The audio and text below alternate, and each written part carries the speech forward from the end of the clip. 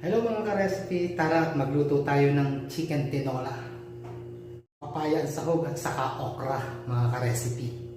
At syempre mga ka-recipe, bago natin igisa ang ating manok, ating palalasahan muna ng asin para may lasa na siya mga ka-recipe. Iwaan lang natin mga ka-recipe yung ating chicken. Yan, iwaan natin.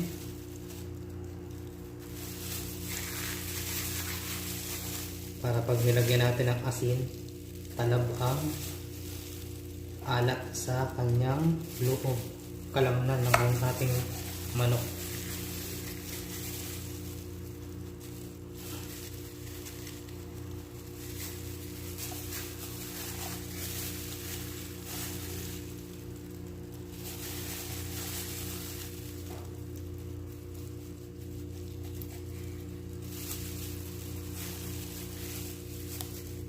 Iodized salt, palasahan natin.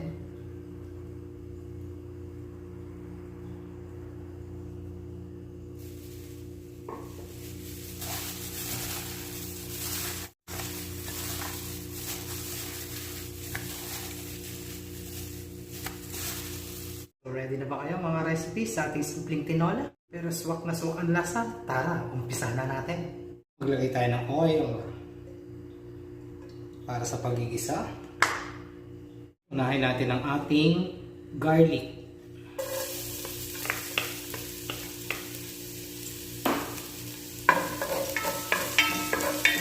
Igisa natin ang ating garlic hanggang sa mag-golden brown. At isunod natin mga ka-recipe ang ating luya.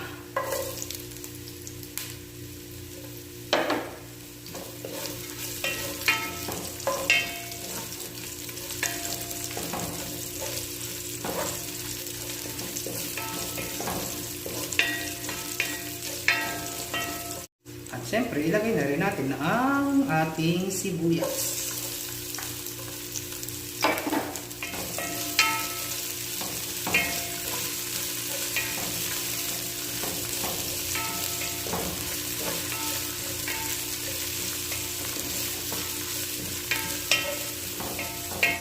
At gisang-gisa na mga ka-recipe ang ating sibuyas, bawang at luya.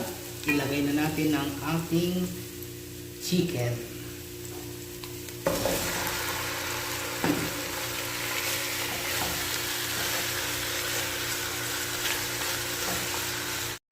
Palasahan natin ang patis mga ka-recipe.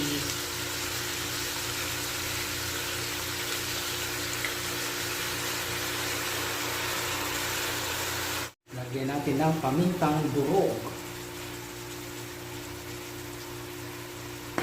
Sabay na natin mga ka-recipe yung ating papaya.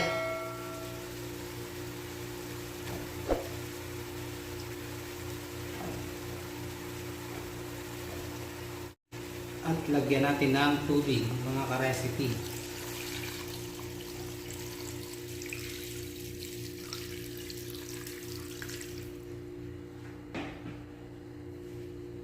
So ngayon takloban natin mga ka-recipe at palambutin natin yung ating papaya at saka yung chicken.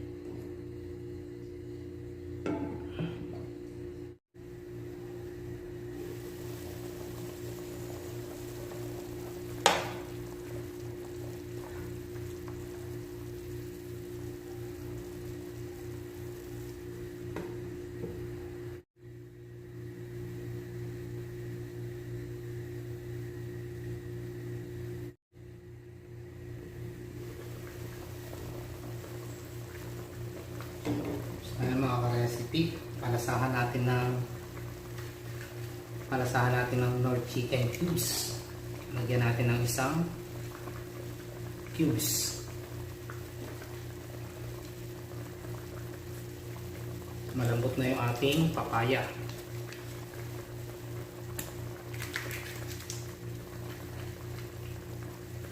At huli nating ilagay yung ating okra.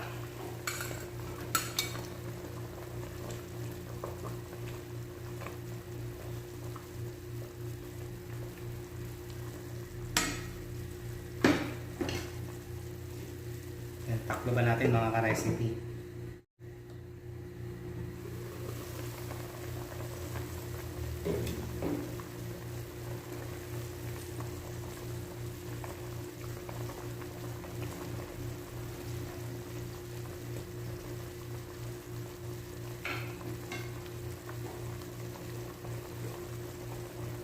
Lagyan natin ng siling mahaba mga ka-recipe.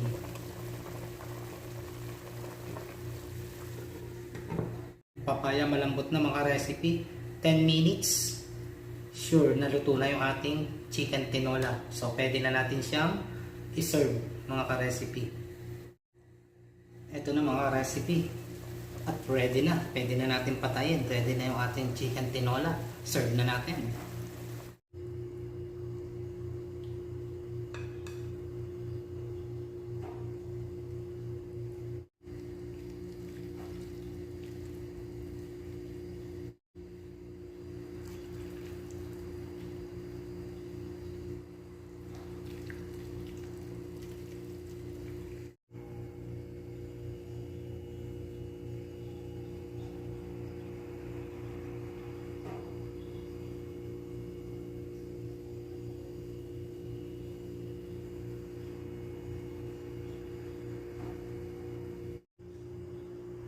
Kung nagustuhan nyo ang aking recipe for today, chicken tinola, napakasimple lang.